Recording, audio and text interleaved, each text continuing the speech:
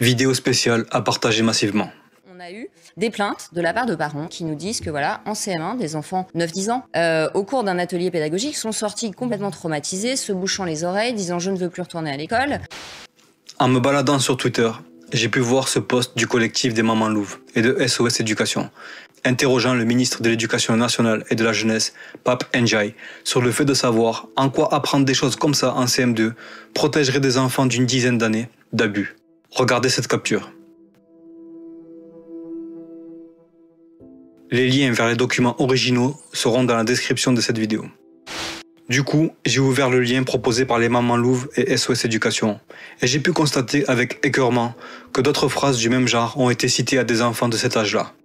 Vous allez voir que même le sociologue Mathieu Bock-Côté et la psychologue Marie-Estelle Dupont en ont directement parlé cette semaine. Regardez. L'enseignante de retour s'amuse, commente un peu tout cela et ajoute, c'est important de le dire, que la fellation pour elle était par exemple une activité et que, à des enfants de 10 ans, et que la prise de bloqueurs de puberté n'était pas obligatoire. Parce que l'infirmière scolaire qui se chargeait de l'atelier ce jour-là leur a expliqué que, je cite, et je m'excuse pour les personnes sensibles, pour le plaisir, une fille pénis du garçon, 9 ans. Le garçon vagin de la fille et peut avaler quelque chose. Pour le plaisir, la fille peut caresser délicatement le cul du garçon. Bien davantage que de construire une école de la déconstruction inclusive post-genrée où finalement on explique que le sexe peut aussi se faire dans les ce dont nul ne doute, mais fallait-il le dire aux enfants.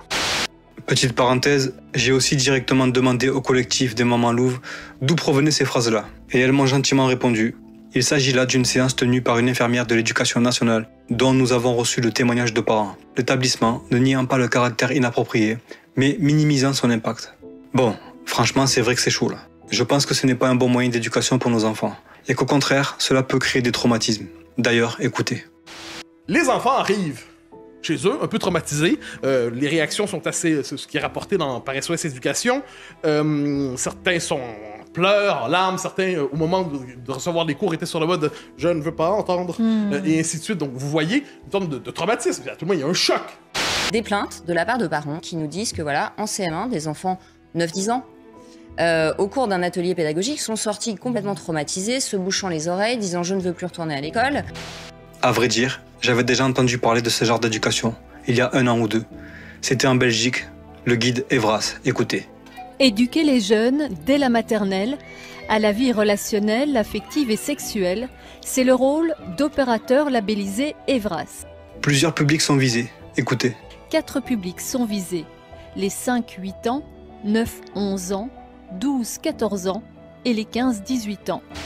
Il parlait déjà de se poser la question sur l'identité sexuelle. Écoutez. Qui répondent à des questions que les enfants ne se posent pas.